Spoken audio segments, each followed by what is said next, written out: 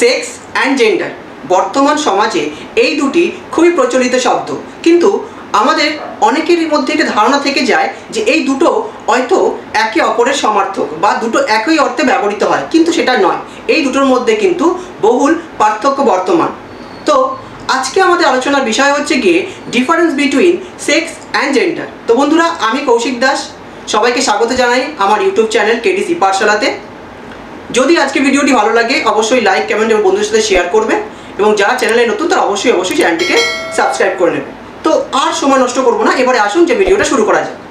আচ্ছা, তো টপিকে যাওয়ার আগে মানে difference between sex and gender আলোচনা করার আগে কিন্তু আমাদেরকে জানতে হবে দুটোরই অর্থ, মানে concept of sex and concept of gender, মানে দুটোই কাকে বলে আমরা জেনে নেওয়ার পরে কিন্তু তার ফলে আমাদের পার্থক্যটা বুঝতে কিন্তু সুবিধা হবে। তাহলে ফার্স্টে আমরা চলে আসি কনসেপ্ট অফ সেক্স।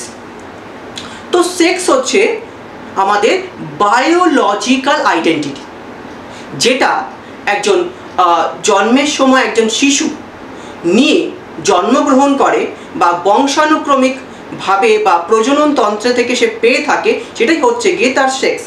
এটা কিন্তু একটা প্রকট, স্থায়ী এবং অপরিবর্তনীয় ধারণা। সেক্স কিন্তু পরিবর্তনযোগ্য নয়, কিন্তু বর্তমানে আধুনিক মেডিকেল যুগে কিন্তু এর পরিবর্তনও সম্ভব হয়ে দাঁড়িয়েছে। সে যাই হোক, কিন্তু এটা কিন্তু একটা প্রকট এবং স্থায়ী ধারণা। এবার আমি নেক্সট আসি হচ্ছে গিয়ে জেন্ডার। জেন্ডার কি? জেন্ডার হচ্ছে গিয়ে আমাদের সোশ্যাল আইডেন্টিটি। সেক্স যেমন পরিবর্তনযোগ্য নয়, জেন্ডার কিন্তু সমাজ অনুযায়ী কিন্তু তার যে রূপ বা তার কিন্তু পরিবর্তনযোগ্য প্রভাব কিন্তু একটা রয়েছে। মানে জেন্ডার কিন্তু পরিবর্তনযোগ্য। সেটা কিভাবে?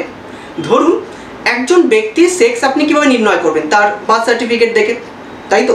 কিন্তু জেন্ডার হচ্ছে গিয়ে সোশ্যাল আইডেন্টিটি। সেটাকে আপনি কিভাবে নির্ধারণ করবেন? তার যে কথা বলার ধরন, তার পোশাক পরিচ্ছদ, তার হাঁটা, তার চলা, তার চালচলন ইত্যাদি দেখেই তারপর আপনি তার সোশ্যাল আইডেন্টিটি নির্ধারণ করবেন। ধরুন একজন মেয়ে, সে তার বায়োলজিক্যাল আইডেন্টিটি হচ্ছে সে একজন ওম্যান, সে একজন মহিলা মেয়ে। কিন্তু ধরুন সে কি করলো, সে একটা ছেলেদের মতো শার্ট পরে, প্যান্ট পরে, মাথায় একটা পাগড়ি বেঁধে, একটি দাড়ি পরে, একটি পাঞ্জাবি সেজে রাস্তায় বেরিয়ে গিয়ে ছেলেদের মতন হাঁটা, চলা, কথাবার্তা এবং গলার ভয়েসটাও কি সেই রকমভাবে সবার সামনে কথা বলছে এবং তাদের সাথে হচ্ছে গিয়ে আলাপ আলোচনা চালাচ্ছে। তাহলে আপনি তাকে কি বলবেন? ছেলে বলবেন নাকি মেয়ে বলবেন? অবশ্যই তাকে ছেলে বলবেন। তার কারণ তার যে কাঠামো, তার যে আচার আচরণ, সেখান থেকে পুরুষালী একটি চিত্র কিন্তু আমরা দেখতে পাচ্ছি বা সেটি প্রতিফলিত হচ্ছে। তখন তার জেন্ডার হয়ে যাচ্ছে হচ্ছে গিয়ে সে একজন পুরুষ বা মেল। তার মানে সেক্স হচ্ছে পরিবর্তনযোগ্য নয়, কিন্তু জেন্ডার কিন্তু পরিবর্তনযোগ্য। এটি বিশেষ সংস্কৃতি, বিশেষ অনুভূতি, আচার আচরণ, এর বেসিসে কিন্তু আমরা জেন্ডারটা নির্ধারণ করে থাকি। তাহলে এবার মোটামুটি দুটোর কনসেপ্ট বুঝতে পারলাম। এবার চলে আসি দুটোর মধ্যে কি ডিফারেন্স রয়েছে সেটা। কিন্তু ডিফারেন্সে আসার আগে একটা জিনিস জানা, সেটা হচ্ছে গিয়ে যে ওয়ার্ল্ড হেলথ অর্গানাইজেশন দুটোর মধ্যে একটা ক্যাটাগরাইজেশন মানে ডিফারেন্সিয়েশন করেছে, ঠিক আছে? তো ফার্স্টে সেটা আলোচনা করে তারপর ডিফারেন্সে যাচ্ছি। অবশ্যই এটাকে আলোচনা করলে ডিফারেন্সটা অনেকটা বেশি ক্লিয়ার হয়ে যাবে। তো প্রথমে আসছি হচ্ছে গিয়ে সেক্স। তো ওয়ার্ল্ড হেলথ অর্গানাইজেশন সেক্স সম্বন্ধে কী বলছে? যে সেক্স হলো গিয়ে the different biological and physiological character of males and females such as reproductive organs, chromosomes, hormones, etc. মানে একজন ব্যক্তি সে পুরুষ কিংবা মহিলা, মানে মেল কিংবা ফিমেল। তো মেল তাদের যে দৈহিক অঙ্গভঙ্গি এবং তার যে হরমোন, তার যে ক্রোমোজোম, তার যে দৈহিক কাঠামো জন্য বিকশিত হয়, ছেলেদের ক্ষেত্রে কিন্তু সেটা সম্পূর্ণরূপে পৃথক। আবার জেন্ডার সম্বন্ধে কি বলছে? The socially constructed characteristics of women and men. এখানে সোশ্যালি ক্যারেক্টারিস্টিক্স বলছে বা সোশ্যালি কনস্ট্রাক্টেড বলছে, such as norms, roles and relationships of and between groups of man and woman, it varies from society to society, can be changed. যেটা আমি একটু আগেই বলেছি যে জেন্ডার কিন্তু সোসাইটি টু সোসাইটি ভ্যারি করে। তাহলে সেই সেম জিনিসই যে যেটা বুঝলাম, প্রথমে বলছে হচ্ছে গিয়ে সেক্স হচ্ছে গিয়ে ওই রিপ্রোডাক্টিভ অর্গ্যানস, ক্রোমোজোমস, হরমোনের বেসিসে পৃথক করছে। আর জেন্ডার ক্ষেত্রে হচ্ছে গিয়ে আমাদের যে আচার আচরণ, আমাদের যে কথাবার্তা, হ্যাঁ, আমাদের যে পোশাক পরিচ্ছদ, তার বেসিসে এই মেন ওয়ামেনকে ডিভাইড করছে। আসলে সোসাইটিতে মেন অ্যান্ড ওয়ামেনের একটা প্রপার রোল থাকে। কেমন রোল? ধরুন একটা ছেলে ধরুন সাধারণত ফুটবল খেলে, ক্রিকেট খেলে, কিন্তু সে যদি ফুটবল ক্রিকেট খেলা ছেড়ে পুতুল নিয়ে খেলতে শুরু করে তখন তার মধ্যে আমরা অস্বাভাবিকতা দেখি। আবার সিমিলারলি একটা মেয়ে সে পুতুল নিয়ে খেলে, রান্না বান্না করে, খেলামবাটি খেলে, কিন্তু তার বদলে সে যদি দেখি বন্দুক নিয়ে ছুটে বেড়াচ্ছে তখন তাকে কিন্তু আমরা সেখান থেকে সরিয়ে এনে ওই খেলনাবাটি খেলা কিংবা ঘরের কাজে কিন্তু তাদেরকে নিয়োগ করি, ঘরের কাজে কিন্তু তাদেরকে যুক্ত করি। ঠিক এইভাবেই কিন্তু আমাদের দৃষ্টিভঙ্গিটা গড়ে ওঠে। যাই হোক, এবার টপিকে আসি যে নেক্সট আসছি দুটোর মধ্যে ডিফারেন্স। তো প্রথমেই কি বলেছিলাম যে জেন্ডার বা সেক্স হচ্ছে গিয়ে আমাদের বায়োলজিক্যাল আইডেন্টিটি, যেটা প্রথম ক্যারেক্টারিস্টিক্সটা বলছে, যেটা জেনেটিক, অ্যানাটমি অ্যান্ড ফিজিওলজিক্যাল।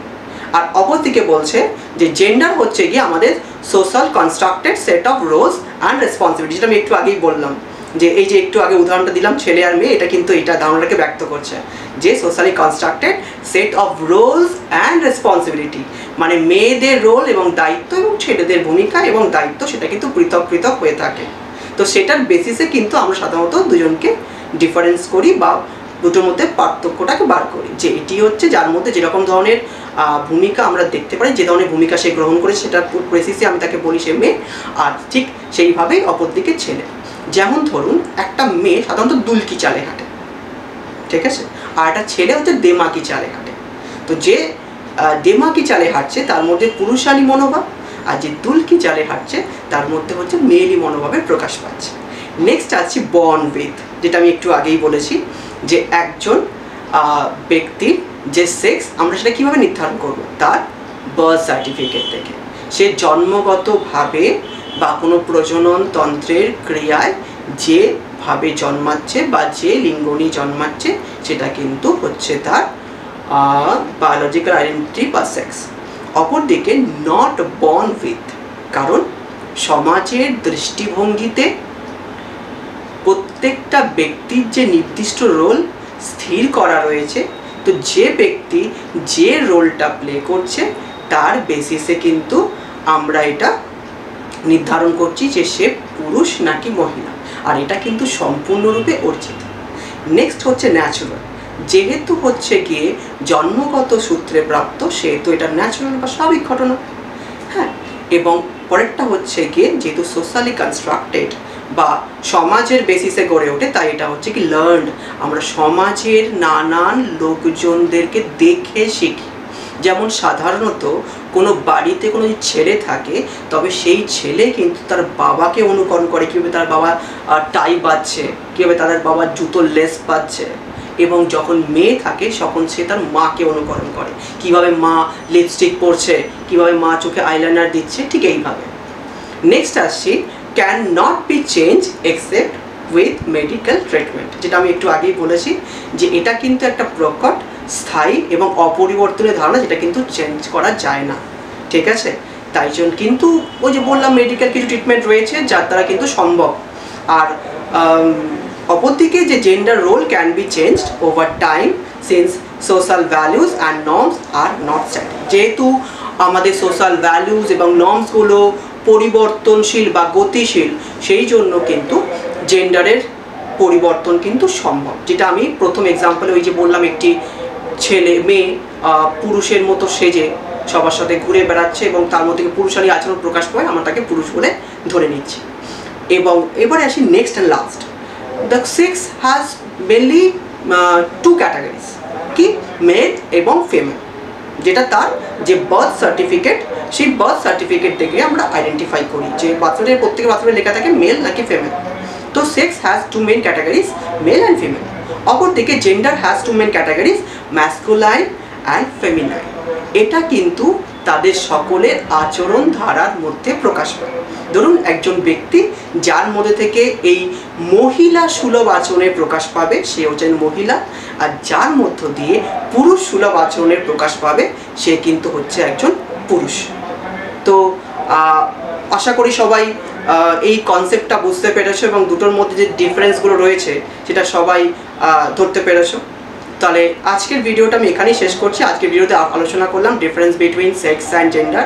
আশা করি সবার ভিডিওটা ভালো লেগেছে। যদি ভিডিওটি ভালো লেগে থাকে অবশ্যই লাইক, কমেন্ট এবং বন্ধুদের সাথে শেয়ার করবে। আর যারা চ্যানেলে নতুন তারা অবশ্যই তো চ্যানেল সাবস্ক্রাইব করবে। আর আরেকটা কথা যেটা আমি প্রত্যেক ভিডিওতেই বলি যে এটা রিলেটেড মেটেরিয়ালসও কিন্তু আমি ভিডিও ডেসক্রিপশন বক্সে দিয়ে দেবো, সেখান থেকে তোমার ডাউনলোড কিংবা লিখে নিতে পারো। তাহলে আজকের ভিডিওটা এখানেই শেষ করলাম। সবাই ভালো থাকবে, ধন্যবাদ।